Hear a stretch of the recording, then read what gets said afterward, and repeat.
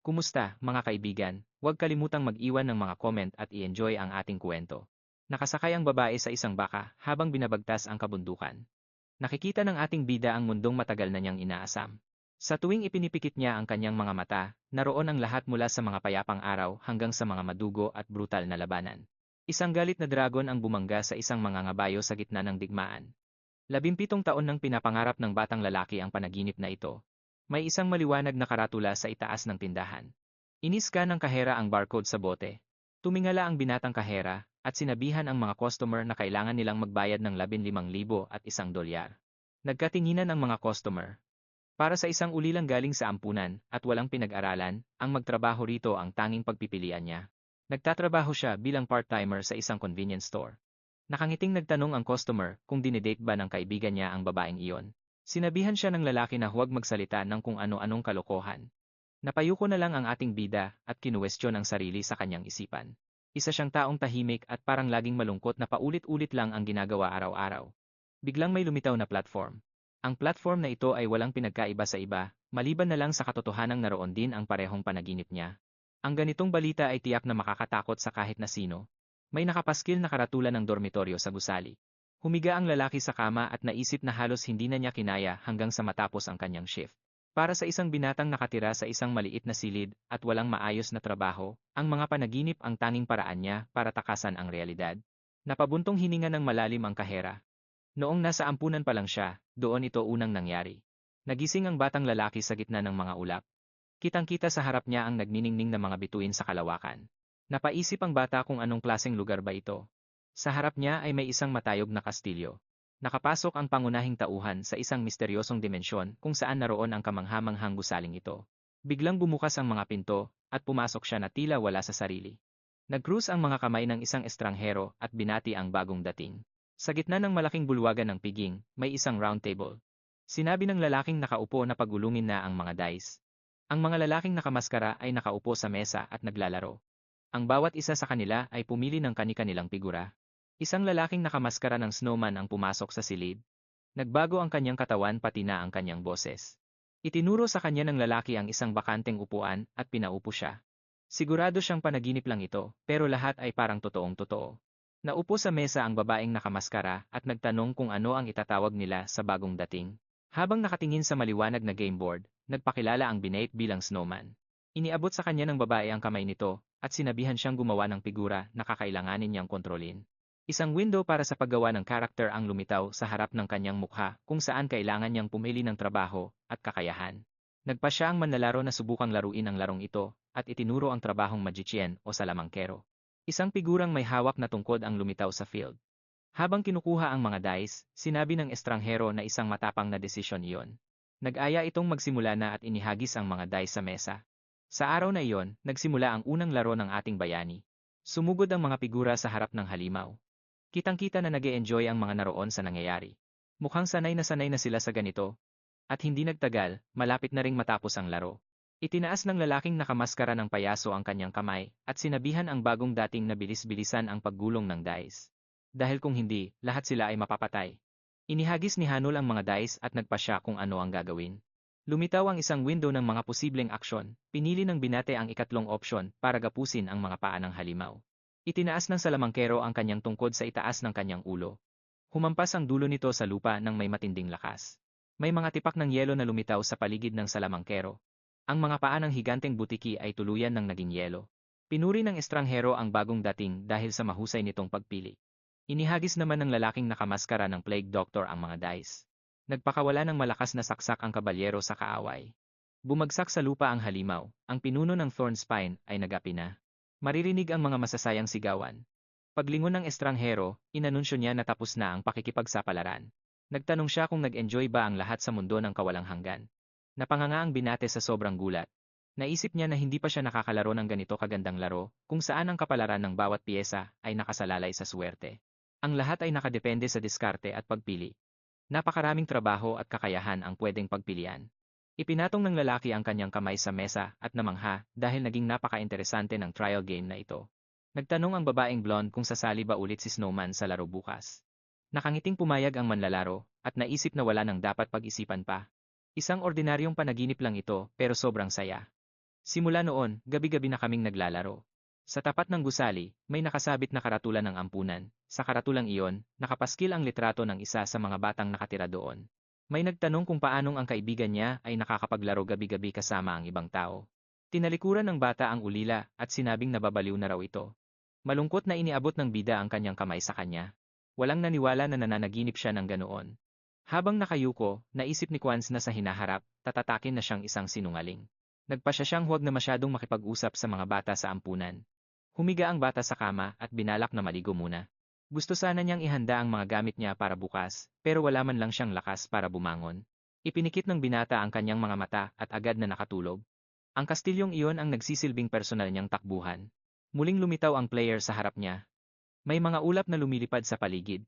Pagpasok niya sa bulwagan, binati siya ng ibang mga tao.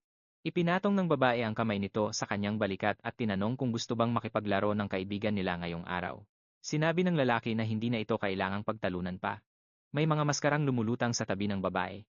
Sa nakalipas na 17 taon, matagal nang pinag-iisipan ng bida kung sino ba talaga ang mga taong ito. Inakala pa nga niya na baka mga Diyos sila, pero natatakot siyang baka masira ang mahika ng kanyang pagtulog kapag nalaman ang katotohanan. Napangiti si Quans habang pinapalakas ng iba ang loob niya. Ang simpleng panaginip na ito ay naging isang buong bagong mundo para sa kanya. Ang pag-e-enjoy sa laro ang pinakamahalagang bahagi ng buhay niya. Naghalukip-kip ang estranghero at sinabing sa pagkakataong ito, mag-isang maglalaro ang kasamahan niya. Mag-isa siyang maglalaro dahil hindi pa niya natatapos ang huling pakikipagsapalaran ng dakilang pantas. Lumapit ang matanda sa bata at naintindihan niyang kailangan na niyang umatras. Sinabi ng lalaking nakamaskara na napakaganda ng mga figurin. Magaganda ang mga ito noon, pero hindi nila nagawang maabot ang ascension. Ang mga batong sahig ay patungo sa araw. Ang asensyon ang daan patungo sa langit, ang huling pakikipagsapalaran sa mundo ng kawalang hanggan. Ito ang landas na magdadala sa katapusan ng laro. Itinaas ng binata ang kanyang kamay sa mga karakter. Sa loob ng mahabang panahon, marami na siyang nalikhang mga bayani.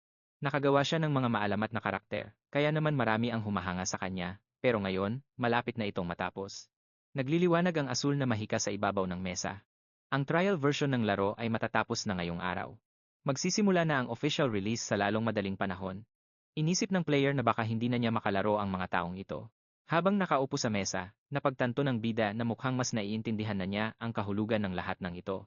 Iminungkahi ng Plague Doctor na subukan niyang maabot ang Ascension dahil ito na ang huling araw nila. May isang chess piece sa field. Ayaw pang magpaalam ni Quan sa larong ito dahil gusto niyang gumawa ng isang kakaibang piyesa. Gusto niya ng isang piyesa na sasaluhin ang lahat ng naging pag-unlad at kaalamang nakuha niya sa loob ng 17 taon. Hinawakan siya ng babae sa kamay at nakiusap na huwag nang sumama ang loob dahil bukas ay magsisimula na ang official release. Sa wakas ay magkakatotoo na ang kanilang mga pangarap. Pagkataas ng kamay, napansin ng lalaki na medyo huli na sila. Itinanong niya kung dapat na ba nilang ibalik ang kanilang divinity para makapaghiganti sa mga insektong gumawa nito sa kanila. Habang nakatingin, nagtaka ang lalaki kung ano ang ibig sabihin ng mga salitang iyon at naalalang madalas pag-usapan ng mga taong ito ang mga kakaibang bagay. Kinuha ng binata ang mga dice at nagpa siyang mag-focus sa laro para maabot ang ascension. Nagsimula ng umakyat sa hagdan ang salamangkero. Sa loob ng 17 taon, 9 na karakter lang sa 30 ang nakaabot sa yugtong ito. Kaya ito na ang huling pagkakataon.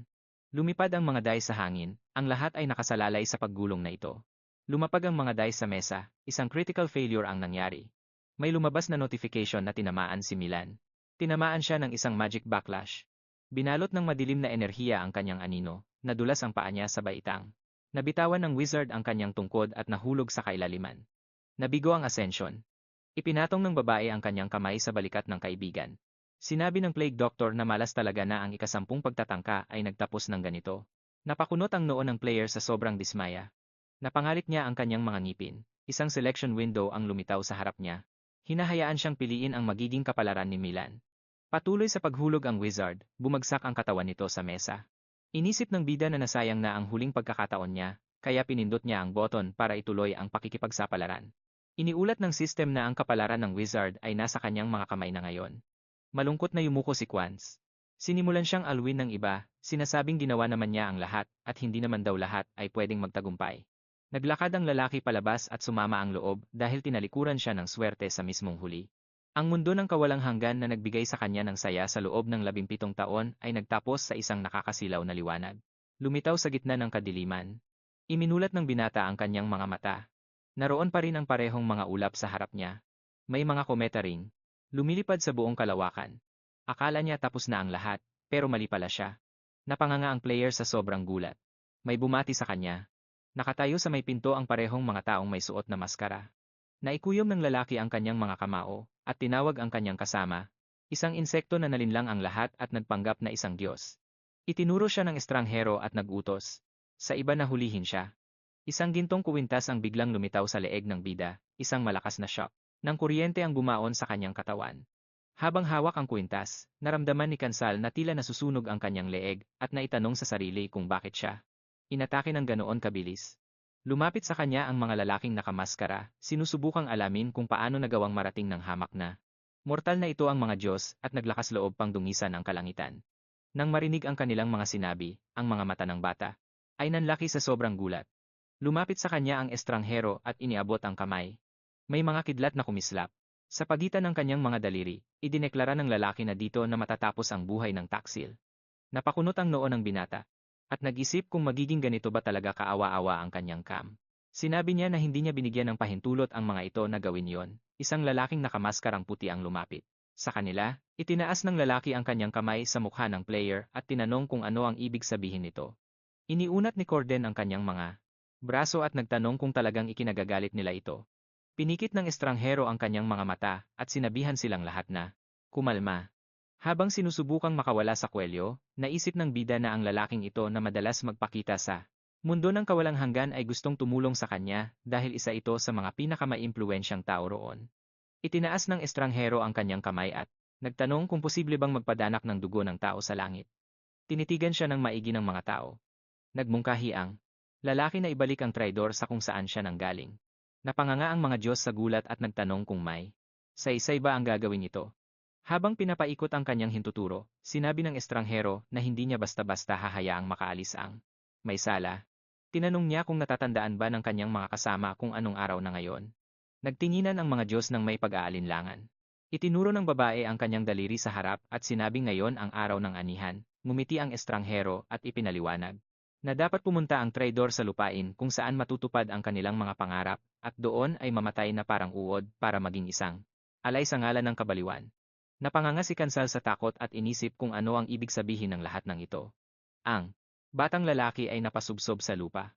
Sumang-ayon ang mga Diyos na hindi dapat madungisan ang kalangitan ng kanyang nakakadiring dugo. Tiningnan siya ng payaso at tinanong kung talagang wala ba siyang alam nung dumating siya rito. Itinaas ng babaeng blonde ang kanyang hintuturo at pinilit ang traidor na mamatay na lang sa lupa at huwag na huwag magtatangkang tumingin sa kanyang mga mata. Ang binata ay nagnitnit ang mga ngipin at na-realize na hindi siya ililigtas ni Corden, kundi mas lalo lang siyang papahirapan nito. Narinig ng player ang isang boses sa kanyang isipan at nanlaki ang kanyang mga mata sa takot. Tumingin sa gilid ang bida at nagtanong kung sino iyon. Sumagot ang boses na wala nang ibang nakarinig sa kanya. Sumandal si Kansal sa kanyang mga kamay at inakala na si Corden iyon. Ngumiti ng malapad ang lalaki. Sinabi ng boses na wala na siyang oras para sa mga paliwanag at nagpa siyang dumiretso na sa punto. Ang mga tao sa langit ay naglalabas ng iba't ibang aura. Sinabi ng boses na magbabago na ang normal na mundo sa lalong madaling panahon dahil magsasama na ang mga mundo ngayong araw. Ang batang lalaki ay nagtaas ng kilay sa gulat at nagtanong kung bakit ito nangyayari. Pumaitaas ang mga Diyos sa tapat ng lungsod. Sabi ng boses, mas pinili raw nila ang kabaliwan kaysa sa pananampalataya para maibalik ang kanilang kapangyarihan. Naglalaban-laban ang mga tao. Ang lahat ng kanilang mga gawa at kwento ay ipagpapalit para sa kahibangan na makakatulong sa mga Diyos na mabawi ang dati nilang lakas. Tiningnan ng bata ang mga taong may maskara at tinanong kung ano ang ibig sabihin nito. Sabi ng boses, may iisang paraan lang para maligtas ang mga tao. Mapang-asar na naningkit ang mga mata ni Corden. Ipinaliwanag ng boses na kailangan niyang makarating sa huling pakikipagsapalaran at mangolekta ng hanggat maaari ng maraming kabaliwan. Napayuko ang manlalaro at nagtaka kung paano siya aakyat sa rurok gayong wala naman siya sa laro matapos ang napakaraming kabiguan. Nilapitan siya ng lalaki. Binati siya ng boses ng swerte at umaasang magkikita silang muli balang araw. Isang kidlat ang lumitaw sa kamay ng Diyos. Isang butas sa mga ulap ang bumukas sa paanan ng bida kung saan lumitaw ang isang lungsod. Ngumiti si Corden at sinabing masarap panoorin ang uod na namimilipit bago ito mamatay. Ibinaba niya ang kanyang kamay. Nahulog si Kansal sa kawalan. Pinagmamasdan siya ng mga Diyos mula sa butas sa langit, sinulyapan sila ng lalaki, at iminungkahing pag-usapan ang tungkol sa pag-aani ng kabaliwan. Napatingin sa ibaba ang estranghero at humarap sa kanyang mga kasama. May mga alon ng enerhiya na kumikislap sa hangin. Napadpad ang lalaki sa gitna ng sobrang kadiliman, hinawakan ng binata ang kanyang leeg at sa unang tingin, akala niya ay ayos lang ang lahat, tumingala ang manlalaro at napatunayang tama nga ang hinala niya. May mga maskarang lumilipad sa paligid ng babae. Ang totoo, mga tunay silang Diyos na hindi lang sa panaginip makikita, kundi pati na rin sa totoong buhay. Lumingon ang bida at nagtanong kung nasaan siya, pero napansin niyang masyadong madilim para makakita ng kahit ano.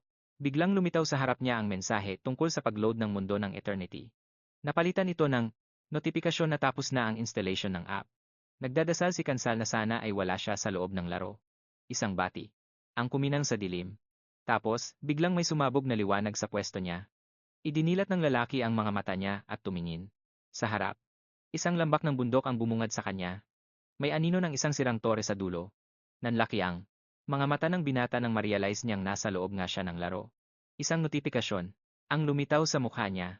7 bilyong tao na ang nakapasok sa mundo ng Eternity. Kumunot ang noo ng manlalaro habang sinusubukang intindihin ang nangyayari. Bigla namang naging bakante ang paligid niya. May mga anino ng tao na nagsimulang lumitaw kahit saan. Pinapapili ng system ang user ng mga katangian ng karakter dahil magsisimula na ang unang pakikipagsapalaran habang nakatayo sa gitna ng mga karakter. Naisip ng bida na nagsanib na talaga ang dalawang mundo at ang buong sangkatauhan ay nasa loob na ng laro. Noon, nung ngumiti si Corden, may boses na nagsabing ngayong araw ay mag-iisa ang mga mundo. Habang hawak ang ulo, nag-isip si Kansal at naintindihang hindi lang panaginip ang laro sa loob ng mahabang panahon, kundi ito na ang bagong realidad niya. May agos ng liwanag sa itaas ng ulo niya. Naalala niya, yung lalaking may kidlat na nakangiti at gustong mamatay ang bida. Inalis ng bata ang kamay sa mukha niya at nagtanong kung ganoon ba talaga kasama na nakikita niya ang mundo sa pamamagitan ng kanilang mga mata. Habang nakakuyom ang mga palad, naalala ng bata kung paano siya chinicheer ng mga Diyos nung naglalaro siya ng walang kamalanay-malay at naisip niyang nagdesisyon silang iligpit siya dahil lang pala tao siya. Sa alaala niya, tinalikuran siya ng mga bata sa ampunan. Kasabay nito, nakatayo sa tabi niya ang mga taong may maskara, dismayado ang manlalaro. Na ginawa nila ito sa kanya. Binaba ng bida ang kanyang mga kamay at nagtanong kung deserve ba niya ito dahil lang pinanganak siyang tao. Nagnitnit ang mga ngipin ni Kansal sa galit sa mga nilalang na to, na naglalakas loob tawagin ang sarili nilang mga Diyos. Pinindot ng bata ang button para gumawa ng karakter, at nagpa siyang gamitin ang karanasan niya sa laro para magtagumpay sa maraming bagay. Isang bola ng enerhiya ang lumitaw sa kamay niya, gusto niyang maging pang-31 ng natatanging karakter at habulin ang mga may atraso sa kanya. May isang sirang tore sa kabundukan, ang mundo ng Eternity ay hindi naiiba sa mga tabletop RPG. Sa loob ng 17 taon, natapos ng manlalaro ang laro gamit ang 30 karakter at natutunan niyang malaki ang epekto ng starting attributes. Gaya sa totoong buhay, nahulog sa bangin ang figura ng isang salamangkero. Ngayong naging totoo na ang laro, ang kamatayan ay nangangahulugang katapusan, kaya kailangan niya ng karakter na makakaabot sa ascension ng walang sabit. Isang window para sa pagpili ng attribute ang lumitaw sa hangin. Sa mundo ng Eternity, pwedeng pumili ng maraming attributes ng sabay-sabay, kaya posibleng makabuo ng isang espesipikong build. Nakaupo ang bida sa mesa. Noong mga nakaraang subok niya, umaasa lang siya sa mga kagrupo niya, pero ngayon, kailangan na niyang kumilos ng mag-isa. Pinindot ni Kansal ang System window at nagpa siyang piliin ang kombinasyon ng Shadow Summoner na hindi man lang niya nasubukan bago. Matapos ang trial period, pinindot ng lalaki ang Confirm button. Ang Summoner ay isang class na walang binatbat sa lahat ng bagay, at ang Shadow naman ay walang espesyal. Pero nung pinagsama sila, naging interesante ang resulta. Isang kapa ang lumitaw sa likod ng binata at isang tungkod naman sa kamay niya. Isang notifikasyon ang nagsabing i-teleport ang user sa pandi. Isang deskripsyon ng random na adventure na tinatawag na mundane ang lumitaw sa harap niya. Tumingin ang manlalaro at naisip na kailangan niyang malampasan ang Ruins of the Forgotten Moon. Noon, may isang figura sa loob ng mga guho. Ang adventure na ito para sa mga baguhan ay nagtuturo sa mga detalye ng mundong Eternity. Hinawakan ng adventurer ang kanyang baba at naalalang sobrang taas ng difficulty nito at madalas na kailangan niyang sumugod kahit na masasaktan siya. Kumunot ang noo niya at naisip na ang Ruins of the Forgotten Moon ay puno ng mga bitag na pwedeng maging problema dahil ang mga karakter na Thief class o may trap detection skill ang pinakamagaling dito. Isang status window ang lumitaw. Ang Shadow Summoner ay isang klase ng salamangkero na napakabagal kumilos at lahat ng kanyang stat points ay ibinuhos niya sa Wisdom. Pinulot ng ating bida ang tungkod at napagtantong hindi ito magiging madali. Pumasok si Cancel sa mga guho at naisip niyang sana pala ay kumuha siya ng ibang klase kung hindi lang naging random ang pakikipagsapalaran ito. Lumingon ang bata sa paligid at naisip niyang para siyang naging isang karakter sa isang pamilyar na eksena. Lumapit ang binata sa pinto at napagtanto kung gaano pala kasaya ang larong ito simula pa noong una. Nakasara ng mahigpit ang pinto. May isang lever sa malapit, sinusubukan ng manlalaro na alalahanin kung saan siya dapat magsimula. Isang system window na may mga pagpipilian ang lumitaw sa harap ng kanyang mga mata. Inisip ng adventurer na sa ganitong paraan, ay bibigyan siya ng mga pahiwatig, kahit na ang totoo ay kabisado na niya ang lahat ng mga patakaran sa loob ng kanyang isipan. Tiningnan ng bida ang lever, at natuwa siya dahil ang opisyal na bersyon ay hindi gaanong kaiba sa trial version. Napangiti si Cancel at naniwalang kaya niyang tapusin ang gawaing ito. Hinila ng lalaki ang lever, at naisip na ang 17 taon niyang karanasan. Ay ramdam na. Inikot niya ang lever sa kabilang direksyon, at nagpa siya na hindi siya pwedeng magtiwala lang sa kanyang alaala kung magkakaroon pa ng maraming pagpipilian. Bumukas ang mga pinto. Sa ganitong sitwasyon, wala nang duda pa. Lumapit ang binata sa pasukan ng templo. Isang mahabang pasilyo ang bumungad sa kanya. May mga nakaguhit na iba't ibang hayop sa sahig. Isang system window ang muling lumitaw sa harap ng manlalaro. Tumingala ang adventurer at naalalang kailangan niyang tapakan ang ilang partikular na baldosa para mapagtagumpayan ang unang pagsubok at makatawid sa kabilang panig. May isang bangin sa ilalim ng tulay ng mga baldosa. Kapag nagkamali ka ng tapak, isang trap ang gagana. Agad na mapupuno ng mga pana ang sinumang tumapak doon. Lumapit ang bida sa gilid ng bangin at napagtantong isang maling hakbang lang ang layo niya sa kamatayan. Sinulyapan ni Cancel ang system window at naisip na nasubukan na niya ang lahat ng mahalagang talent sa mundo ng Eternity at kabisado na niya ang lahat ng mga nakatagong opsyon. Habang iniisip na parang naglalaro lang ng dice, nagpa siya ang lalaki na ang kanyang kaalaman ang pinakamahalagang bagay sa lahat. Tumingala ang binata at napansing ang password para sa palaisipang ito ay nakasulat na mismo sa harap niya. May mga hieroglyphs na nakasulat sa pader. Sa kasamaang palad, wala pang talent sa archaeology o theology ang manlalaro para mabasa ang mga ito. Napangiti siya nang maalala niya ang pinaka-ideya nito. Isang scroll ang lumitaw na may mga larawan ng iba't ibang hayop. Isang mabangis na leyon na hindi nagpaparaya sa kahit kanino. Isang masunuring tupa na huling dadaan, at isang mapagpalang buwan na yumayakap sa lahat. Isang lobo na nakabuntot lang sa likod ng isang tigre. Tumingin sa harap ang adventurer at naisip na kailangan lang niyang ulitin ang tamang pagkakasunod-sunod. Kailangan ito para hindi siya masaktan. Ang mga baldosa ay may mga guhit ng hayop, kumunot ang noo ng bida, at nagpa siyang kumilos na. Tinapakan niya ang isa sa mga baldosa. Tumingala si Cancel at napansing walang nangyari. Itinaas ng lalaki ang kanyang paa. Tinapakan niya ang isa pang baldosa. Wala pa ring nangyari. Napangiti ang binata at naisip na ang lahat ay ayon sa kanyang plano. Mabilis na tumakbo pasulong ang manlalaro habang tinatapakan ang mga tamang baldosa, maya-maya lang ay nasa kabilang panig na siya. Lumingon sa likod ang adventurer at naisip na sobrang dali lang nito. Isang notification ang lumitaw na nagsasabing matagumpay ang pagsubok. Hinawakan ng bida ang kanyang baba at naisip na habang lalo siyang lumalalim, lalong lalaki ang gantimpalang makukuha niya. May isang madilim na pasilyo sa harap niya, nagpa siya siyang ituloy ang pakikipagsapalaran, umakyat ang lalaki sa mga hagdan. Ang Ruins of the Forgotten Moon ay sadyang idinisenyo para turuan ang mga baguhan na ang sobrang kasakiman ay laging humahantong sa kamatayan. Lumiko ang binata sa kanto at naisip na hindi ito problema para sa kanya. May isang tunnel doon na may mga makukulay na bloke. Napagtanto ng manlalaro na kabisadong-kabisado niya ang pakikipagsapalarang ito, kaya siguradong wala siyang magiging problema. May isang sulo na nagniningas sa pader. At marami ring mga butas sa kahabaan ng mga pader. Ipinapakita ng ikalawang pagsubok ang tunay na bagsik ng mga guho ng nakalimutang buwan. Kailangan niyang malampasan ang trap na ito. Napanganga sa gulat ang adventurer, at napatanong kung ganito ba talaga kahaba ang pasilyong ito dati. Isang system window ang lumitaw sa harap niya na may pagpipilian kung anong kulay ng baldosa ang gusto niya.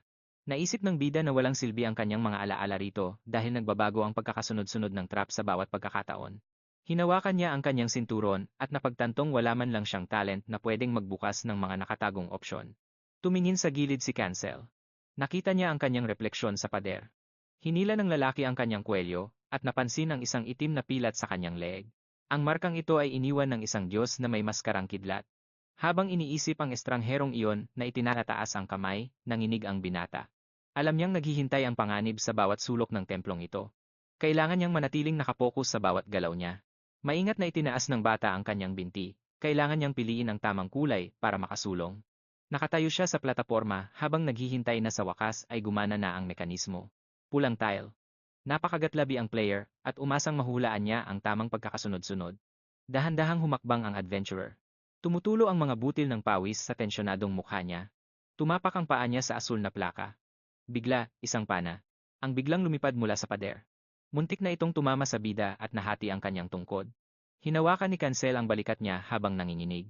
Nagsimulang umusok ang butas sa pader. Kinakabahang napangiti ang lalaki at sinabing lalong nagiging kapanapanabik ang sitwasyon. May mga gintong barya na lumutang sa hangin. Maraming komento mula sa mga Diyos ang lumabas. Tinanong ng isa sa kanila kung alam ba ng lalaki na pinapanood siya nito.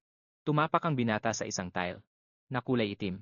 Tinamaan ang tuhod niya ng pinakawalang bala. Galit na napakunot noo ang player habang isinusumpa ang mga pagsubok. Nagsimulang magliwanag ang mga pulang plaka sa likuran niya. Napaisip ang adventurer kung kailangan ba talaga na dumaan sa apat na sunod-sunod na pulang tiles. Huminto ang bida at nag-isip kung saan siya susunod na pupunta. Seryosong napakunot noo si Cancel at nagpa siyang piliin ang asul na tile. Agad siyang tumapak. Rito. Biglang bumaba ang kisame. Humalakhak ang mga Diyos. Napansin ito ng lalaki at napanganga. Sa takot. Napakakunot noo ang binata at napagtantong bawal siyang magkamali. Malayo pa siya sa dulo ng lagusan. Sigurado ang mga Diyos na hindi na makakalabas ang lalaki. Malalim na nag-isip ang player habang nakatingin sa harap. Tumapak siya sa pulang tile. Nakatakbo siya ng malayo-layo nang hindi nasasaktan. Nagpatuloy ang adventurer sa pagtakbo. Nabigla ang mga Diyos. May ngiting sumilay sa kanyang mukha, kumikilos ang bida ng may kumpiyansa patungo sa labasan.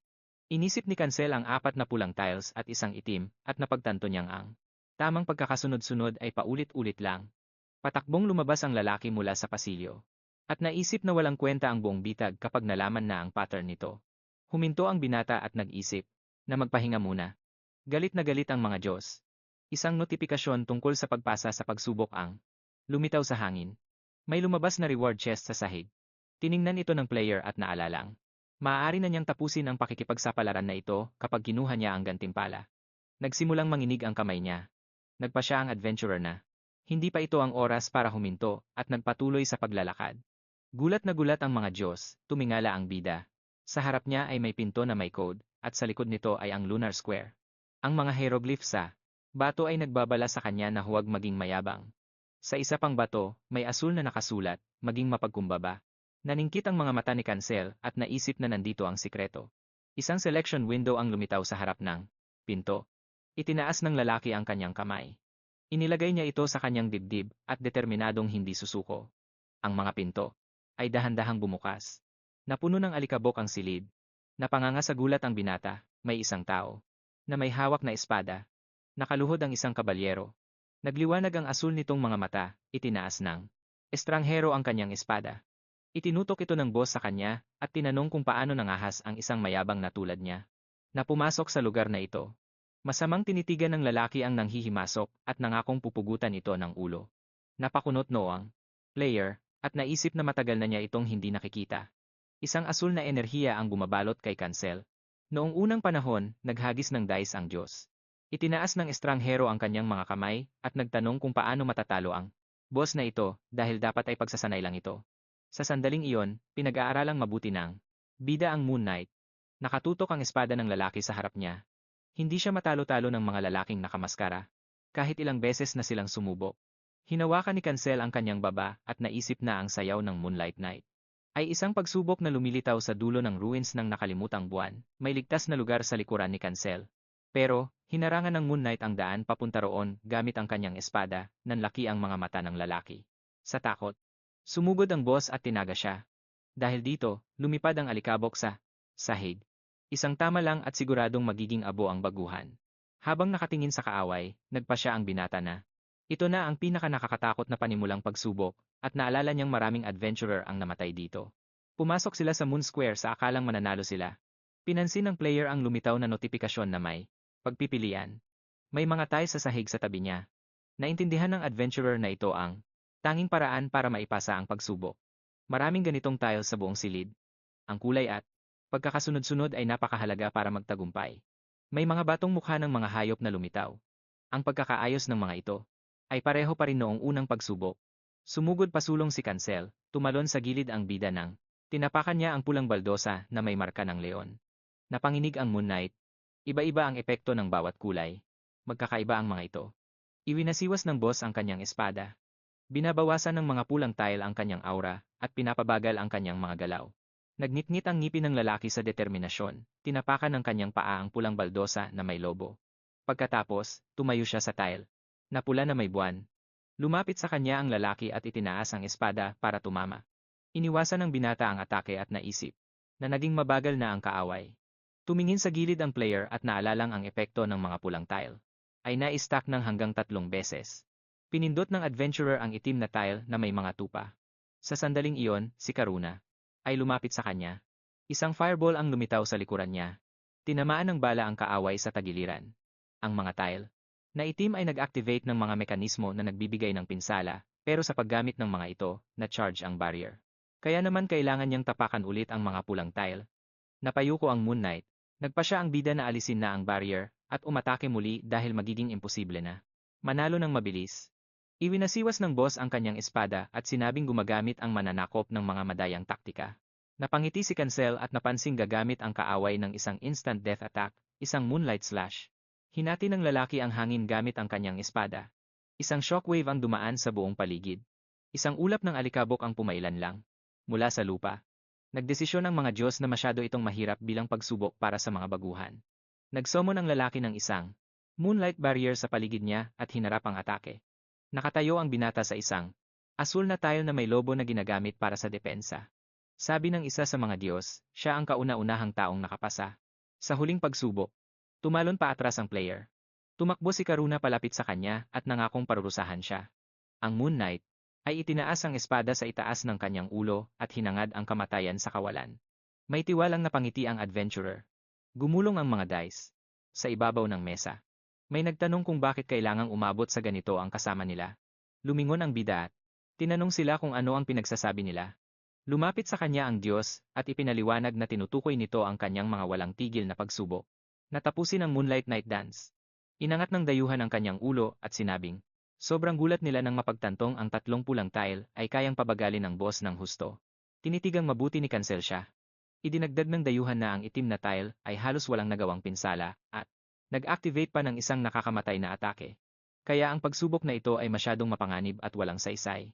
Tinaas ng lalaki ang kanyang mga kilay at nagpasya. Nasabihin ang kanyang mga dahilan, isang bugso ng apoy ang tumama sa mukha ng lalaki, nakatayo ang binata sa isang baldosa. Na itim na may tupa. Ito lang ang tanging tamang daan. Ang mga pira-piraso ng helmet ay nakakalat sa lupa. Habang duguan, si Karuna ay nagnitngit ang ngipin. Itinaas niya ang kanyang espada at binalaan ang kaaway na huwag pangahasang hamakin ang liwanag ng buwan. Ang player ay muling tumapak sa pulang tile para pahinain siya. Tumalo ng adventurer sa susunod na baldosang may kaparehong kulay. Binigyan siya ng Moon Knight ng isang nakakatakot na tingin. Tumingin ang bida sa gilid para maghanap ng itim na tile. Tinapakan ng paa niya ang tupa. Isang bugso ng enerhiya ang tumama sa balikat ng boss. Isang sugat ang lumitaw. Doon, may natitira pa. Iwinasiwas ng lalaki ang kanyang nagbabagang espada at tinanong kung kailangan ba talagang umabot sa ganito. Ang kaaway. May lumitaw na notification na ang kanyang liksi ay tataas na tuwing 5 segundo. Nagnitngit ang ngipin ni Karuna. Sa sobrang galit, kung wala ang kanyang nakakamatay na atake, wala siyang binatbat. Sumugod ang Moon Knight. Paharap at inihanda ang kamatayan ng kanyang kalaban. Nang makita ang kislap ng talim sa harap niya, na-realize ni Cancel na naging sobrang bilis na ng kaaway, kaya nagpasya siyang pabagalin ito sa pamamagitan ng pagtapak sa pulang tile. Isang barrier ang lumitaw sa paligid niya dahil sa asul na tile. Napangiti ang bata at sinabing oras na para tapusin ito. Galit na kumunot ang noo ng boss at sinabihan siyang magpakumbaba. Tumalon pa atras ang binata nang makita niya ang espada sa harap niya. Iwinasiwas ng lalaki ang kanyang espada para gamitin ulit ang Moonlight Slash. Ang player ay napaatras at na-realize na mamamatay siya kung hindi siya makakailag. Maraming baldosa sa paligid. Kailangan lang niyang ituloy ang sequence at magbigay ng pinsala. Itinaas ng adventurer ang kanyang staff at sumugod. Ang laban nila ay para talagang sayaw sa ilalim ng maliwanag na buwan. Ang bida ay tumapak sa itim na baldosa at ipinatong ang kamay sa lupa. Itinaas ni Karuna ang espada sa itaas ng kanyang ulo para ibigay ang huling tira ng kamatayan. Biglang may lumitaw na fireball sa harap niya. Isang bugso ng enerhiya ang tumama sa ulo niya. Tumalsik ang kanyang helmet mula sa kanyang ulo at bumagsak sa lupa. Nang lumapit si Cancel sa kanya, ang Moon Knight na punong-puno ng dugo ay hirap na humihinga. Napayuko ang boss at humingi ng paumanhin sa kanyang Panginoon dahil nabigo siya sa kanyang misyon, isa pang bugso ng apoy. Tumba siya. Bumagsak ang katawan niya sa lupa. Nagulat ang lalaki at napaangat ang kilay. Isang notification ang nagpakita na matagumpay na natapos ang huling pagsubok. Isang window para pumili ng reward ang lumitaw. Sa harap ng natalong kalaban, napayuko ang binata at naalalang tinatanong ng Diyos kung bakit sinusubukan ng kasama niya. Naipasa ang pagsubok na ito. Tumingala ang player at nagpasya na ang manalo ang pinakamagandang opsyon. Ang adventurer ay itinaas ang kanyang kamay at naisip niyang may espesyal na dahilan sa pagpili ng paraang ito. Isang ngiti ang sumilay sa kanyang mukha. Inutusan ng bida ang boss na pagsilbihan siya. Pumaibabaw ang dugo sa hangin, umiikot ito sa paligid ng katawan ng lalaki. Nag-notif ang system na gumamit ang user ng Phantom Invocation. Tumingin si Kanzel sa mga alon ng dugo habang nakangiti. Ikinuyom ng anino ni Tart ang kanyang mga itim na daliri. Sabi ng system, masyadong mababa ang rank niya. Para kopyahin ang isang dead attack. Tumayo ang Moon Knight, minana ang 20% ng dati niyang lakas. Noong una, kuminang ang mga mata ng duwende. May mga barya na lumitaw sa hangin. Talagang hindi maintindihan ng mga Diyos kung ano ang nangyayari. Isang baluti ang lumitaw sa katawan ng lalaki. Lumabas ang kanyang status window. Lumapit ang lalaki sa kanya at sinabing maayos ang lahat.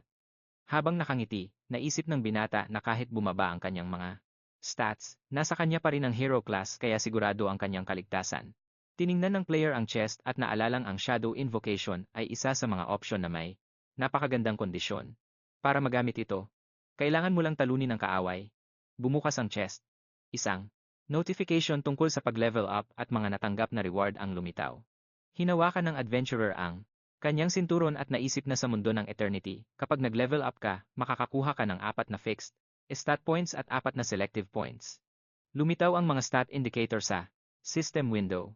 Nagpa siya ang bida na itaas ang kanyang wisdom dahil kailangan ito para sa shadow summoner. Hinawakan ni Kanzel ang Moonlight Sword. Lumabas ang status window ng item. Ibinigay ito ng lalaki kay Tart dahil ang mga anino ay may sariling stats, lumalakas ng mag-isa at pwedeng magpalit ng gamit. Maingat na sinuri ng Moon Knight ang armas. Naalala ng binata na ang mga nilalang na inusomo ng ibang klase ng summoners ay kumukuha ng lakas sa kanilang master, pero ang mga anino ay nangangailangan ng sariling investment na mas epektibo. Kinuha ng player ang Moonlight Staff na nagbibigay sa kanya ng dagdag na wisdom. Ang stat na ito ang itinuturing na pinaka-importante para sa isang shadow summoner dahil nakakaapekto ito sa loyalty, charisma, at iba pang stats ng mga inusomo na nilalang. Naglabas ang adventurer ng isang moon seed mula sa chest na kailangang kainin sa espesyal na paraan. Para makakuha ng boost. Tiningnan ng bida ang mga system window at napansing nakakuha siya ng isang titulo. Itinaas ni Kanzel ang kanyang kamay at napagtantong hindi masyadong kapakipakinabang ang titulong ito para sa kanya pero makakatulong ito para itaas ang stats ni Tart. Isang maliwanag na liwanag ang lumitaw sa paligid ng mga bayani. Sabi ng lalaki, maayos ang lahat sa ngayon. Ngumiti siya at nagpa siyang magpatuloy. Isang maliwanag na kislap ang tumanglaw sa mga guho. Inanunsyo ng system na magsisimula na ang susunod na adventure na tinatawag na ang 5 magkakaibigang kapatid. Isang tribo ng mga nakakadiring troll ang nasa kagubatan malapit sa Rocky Mountains sa timog ng Pandi. May dugong tumutulo mula sa palakol. Ang Stonefan tribe ay pumipili ng pinuno sa kakaibang paraan. Galit na nagnitngit ang mga ngipin ng pinuno. Ang bahagi ng baluti sa dibdib ay nabasag. Kailangang pahinain ng user ang Rockfan tribe sa pamamagitan ng pagpatay sa kahit isang pinuno. Ang binata ay lumapag sa isang clearing. May 20 oras siya para tapusin ang gawain. Tumingin sa harap ang player at naisip na makakarating siya sa safe zone bago magbukas ng umaga. Sa harap niya, tanaw ang mga bundok, sa malayo. Maliban sa ilang pagkakataon, ang mga adventurer ay pinapayagang magpahinga tuwing matatapos ang bawat dalawang adventure. Hawak ang staff, naisip ng bida na may 5 siyang target na pwedeng piliin at naalalang ang Rocky Mountains ay isang mahirap na terrain at may mga gugwardiya rin ang tribo. Tumingin sa gilid si Kanzel, may mga dahong umiikot sa paligid niya. Napagtanto ng bata na ang adventure na ito ay ginawa para sa grupo ng 5 tao at nagtaka kung bakit walang ibang tao rito kundi siya lang. Nagtaas ng kilay ang binata at nagpa siyang kailangan na niyang umalis agad. Napatingin sa ibaba ang player at naisip na may napakakakaibang timer dito. Isang pulang notification ang lumitaw sa itaas ng mga puno. Isang asul na system window naman ang lumabas sa tabi nito. Gulat na tumingin ang adventurer sa mga pulang death notice. Sigurado ang mga Diyos na mamatay na ang taksil. May isang outpost sa paanan ng mga bundok. Isang berdeng bandera ang kumakaway-kaway sa loob ng kampo.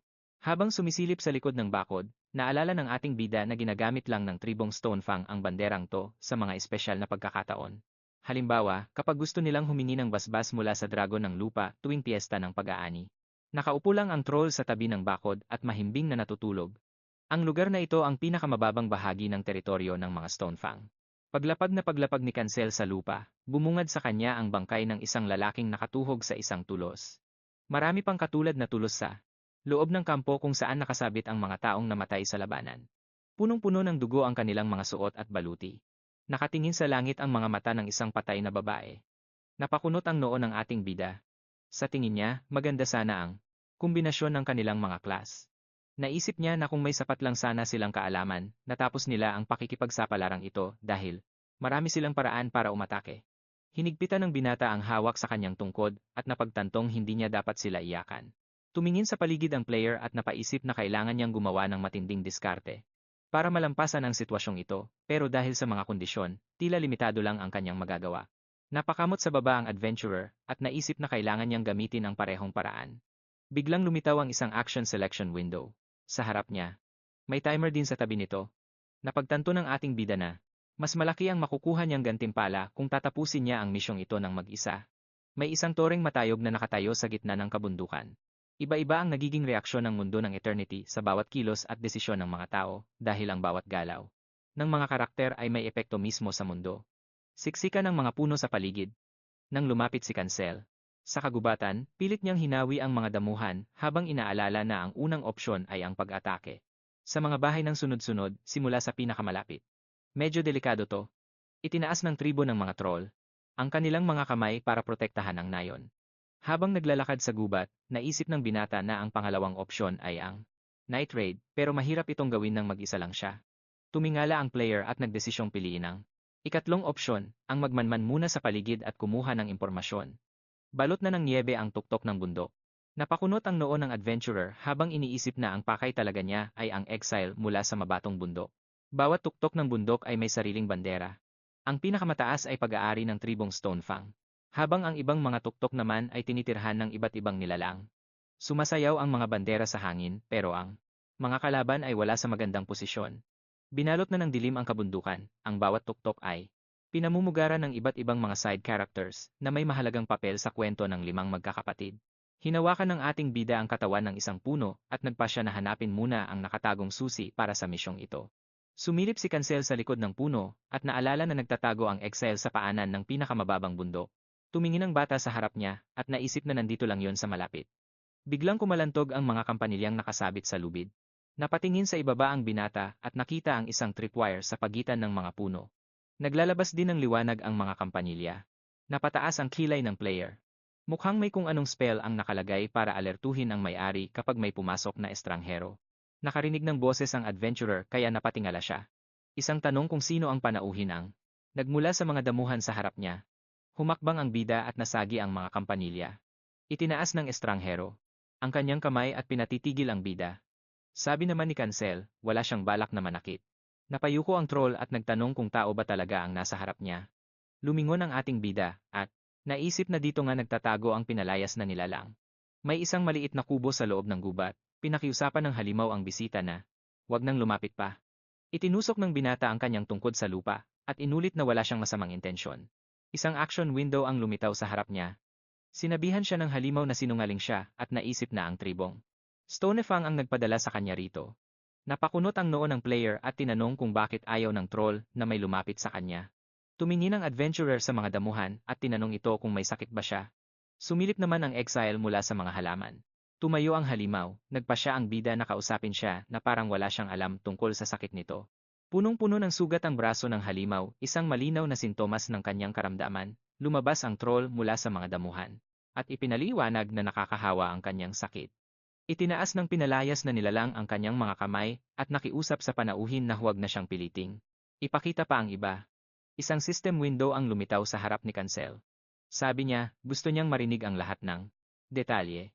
Ibinuka ng halimaw ang kanyang mga braso at binalaan ang bida na baka mahawa niya ito nang hindi sinasadya. Sabi naman ng binata na siya Mahirap makipag-usap mula sa malayo, tumingala ang halimaw at tinanong ang panauhin kung ano ang gusto nitong marinig. Itinaas ng batang lalaki ang kanyang kamay at nakiusap na sabihin ang lahat, tahimik na napayuko ang troll. Tumalikod ang itinakwil at niyaya ang panauhin na sumunod sa kanya dahil mas mabuting pag-usapan ito sa loob ng kubo. Ngumiti ang binata. Sinundan ng manlalaro ang halimaw. Hindi naman maintindihan ng mga Diyos ang dahilan ng kanyang mga ikinikilos. Ang maliit na bahay ay nasa dulo ng kagubatan. Sa sahig ay may mga nakaimbak na pagkain at mga panggatong. May mga librong nakalatag sa ibabaw ng lamesa, tiningnan sila ng manlalakbay. Akala ng halimaw ay nagmumukha itong kakaiba. Naupo sila sa sahig. Inalok ng halimaw ang panauhin ng tsaa. Tumanggi ang bida at sinabing gusto na niyang mapakinggan ang kwento nito. Itinaas ng troll ang kanyang kamay at nagpa siyang magkwento ng kaunti tungkol sa sarili. Sa pergamino ay may mga guhit ng mga halimaw na may malalang sakit. Marami sa kanila ang nauwi sa kamatayan, biglang sinaksak ng halimaw ang kanyang kasama. Ang mga taga-tribo ng Stonefang ay gumawa ng isang patakaran para tuluyang maalis ang sakit na iyon. Ang troll na may sakit ay kailangang umalis sa tribo. Pinalalayas lang ang lahat ng mga may sakit. Tinanong ni Kanzel kung pinalayas din ba siya. Nanginig ang itinakwil at umiling. Naalala niya ang kanyang ina habang naglalakad sa loob ng gubat. Sinabi niya na buntis ang kanyang ina noong mahawa ito. May dalang backpack ang babae sa kanyang likuran. Hindi pinakinggan ng mga taga-tribo ang kanyang mga pagsusumamo at nagpasya silang pati ang kanyang anak ay maaaring magkalat din ng sakit. Tiningnan ng halimaw ang kanyang kamay at sinabing tama sila. Nagngalit ang kamao ng halimaw at idinagdag na nagtanim ng galit ang kanyang ina sa kanila hanggang sa mamatay ito. Gusto niyang mawala ang lahat. Itinaas ng bata ang kanyang mga kilay at tinanong kung ano ang ibig niyang sabihin. Napayuko ang troll at ipinaliwanag na ang tinutukoy niya ay ang tribong Stonefang, ang sakit, at ang kanyang sarili. Kumunot ang noo ng itinakwil sa pagkadismaya. Tinanong ng bata kung wala na nga bang lunas ang sakit. Yumuko ang halimaw at sinabing gumamit siya ng mahika para matutunan ang wika ng mga tao at makapagbasa ng mga libro. Gusto niyang malaman ang higit pa tungkol sa mga sakit na kumakalat sa kanila. Itinaas ng halimaw ang kanyang mga kilay at ipinaliwanag na may lunas pa ang sakit. Pero kailangan nito ng mga espesyal na sangkap gaya ng kabuting daliri ng bangkay na matatagpuan sa mga bundok na ito.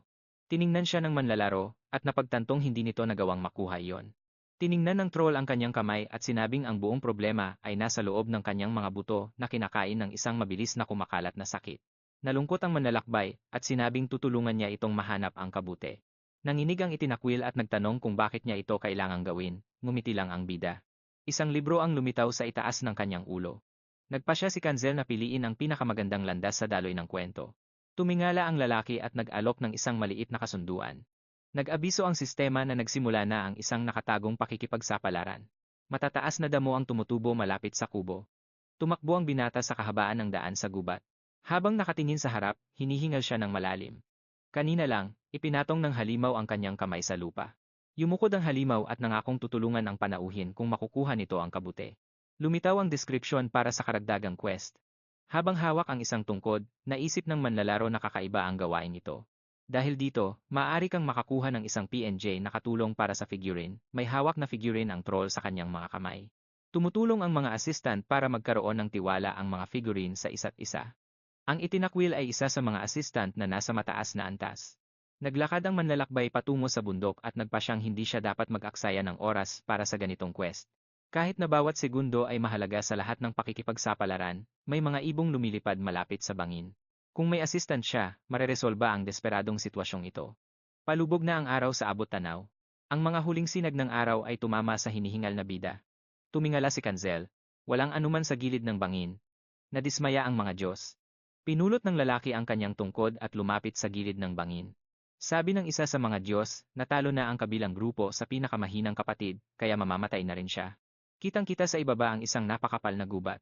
Napatingin sa baba ang binata at ginamit ang kanyang kakayahan sa pakiramdam. Lumabas ang isang window para sa pagpili ng aksyon. Napaluhod sa lupa ang manlalaro. Ipinatong ng manlalakbay ang kanyang kamay sa tuhod at nag-isip ng malalim. Inisip ng mga Diyos na sumuko na ang baguhan, kumunot ang noo ng bida. Naalala niya ang unang figurine na ginawa niya. Gulat na tiningnan ni Kanzel ang kanyang unang karakter. May hawak na tungkod ang salamangkero. Agad na nagpa siya ang bata na ipadala ito sa tuktok dahil excited siya sa quest. Itinaas ng bata ang kanyang hintuturo. Isang gintong sulat ang sumuri sa buong paligid. May biglang nagliwanag sa tapat niya. Nanlaki ang mga mata ng bata dahil sa sobrang takot. Hindi niya alam noong oras na yon na mauulit pala ang panaginip na to sa loob ng maraming taon. Nagmadali siya. Natumba pasulong ang babae, at may isang aninong nahulog mula sa bangin. Nagkadurog-durog siya na parang bubog. Napaupo naman sa upuan ang binata.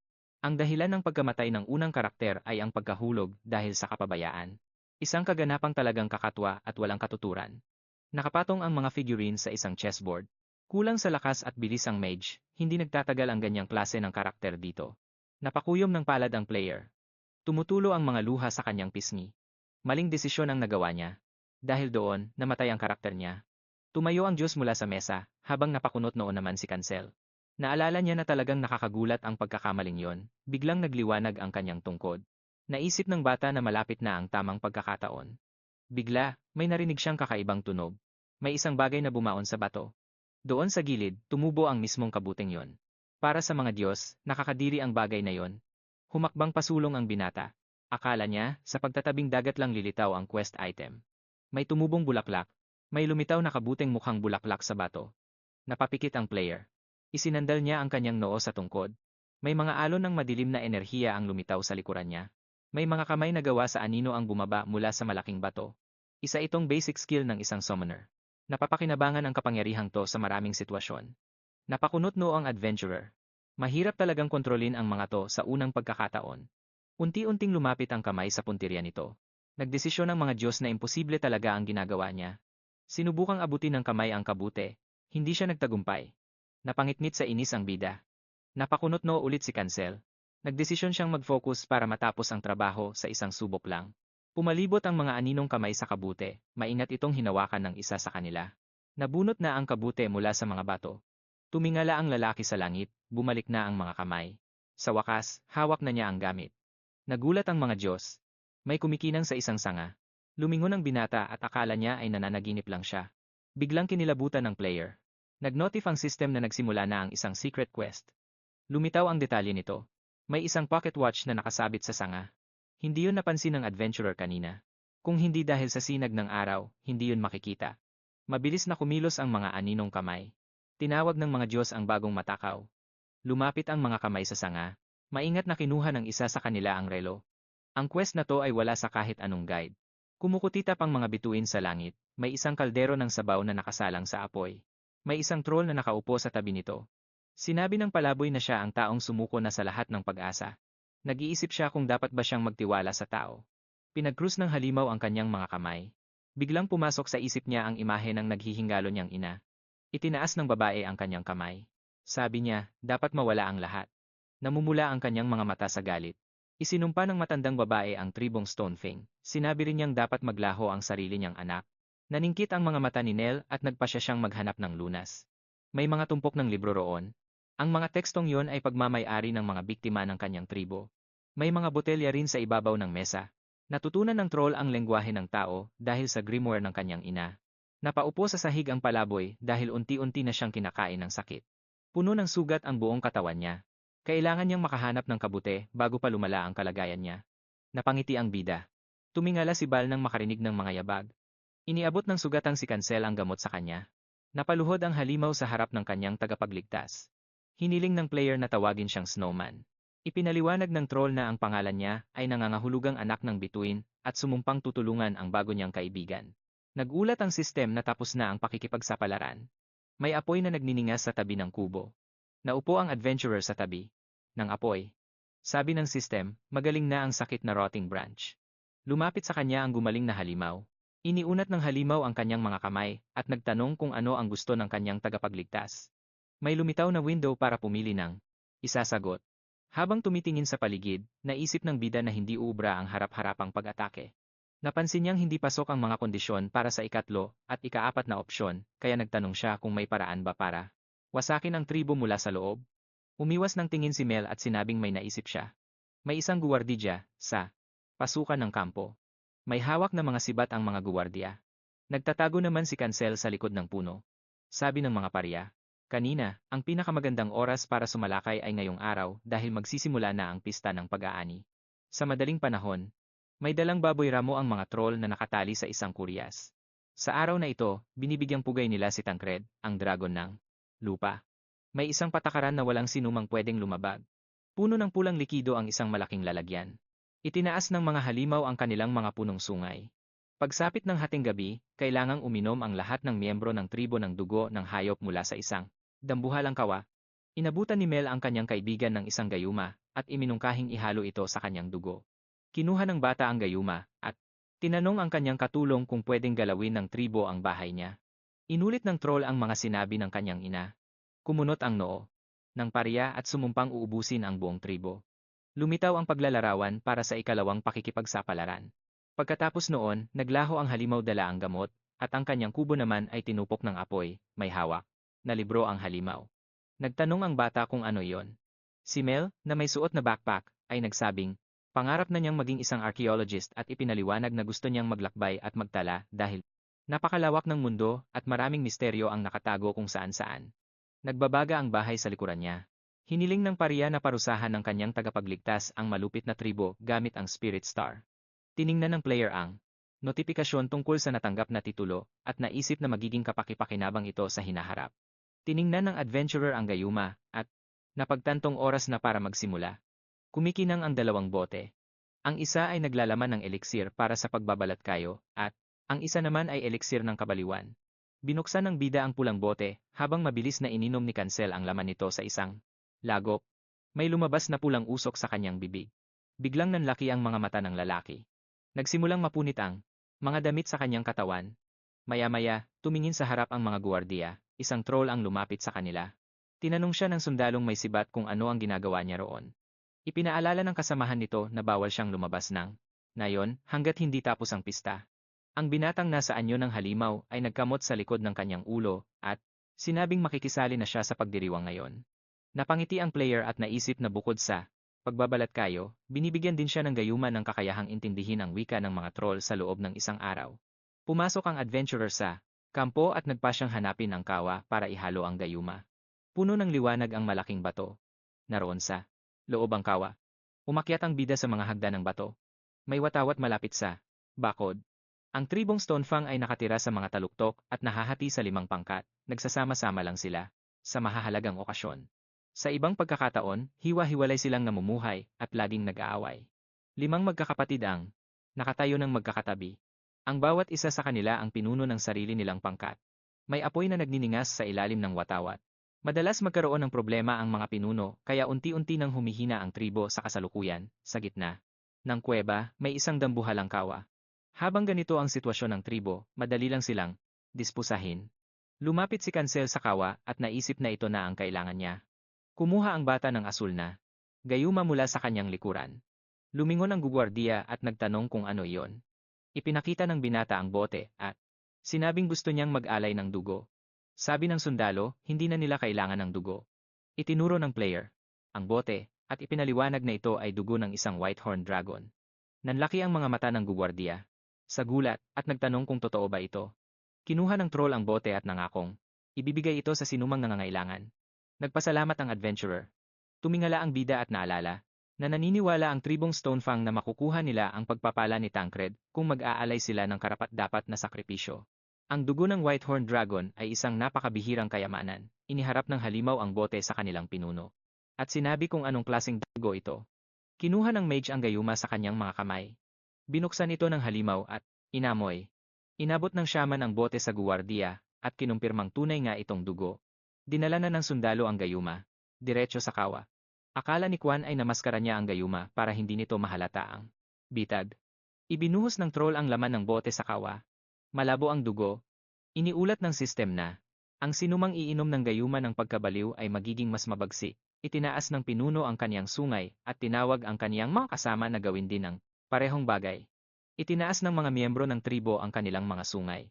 Sinabi ng mage na ang lahat ng pagpapala ay ibinigay sa kanila ng lupa at kailangan nilang uminom para dito. Masayang nakatingin sa kaniya ang mga halimaw. Tinawag sila ng shaman para bahain ng dugo ang lupa para bigyang daan si Panginoong Tancred. Ipinakita ng halimaw ang mga pangil nito at sumigaw na. Iyon ang tinig ng kanilang tribo. Itinaas ng mga troll ang kanilang mga sungay at nagsimulang magdiwang habang isinisigaw ang pangalan ng dragon ng lupa. Noong sandaling iyon, ang batang nakabalat kayo ay nagbuno ng dugo sa lupa, ang mga pinuno ng 4 pang tribo ay nakaupo sa gilid. Kumunot ang noo ng binata at naalala ang dahilan kung bakit nananatiling nagkakaisa ang tribong Stonefinger. Sa kabila ng walang tigil na awayan, itinuwid ni James ang kanyang mga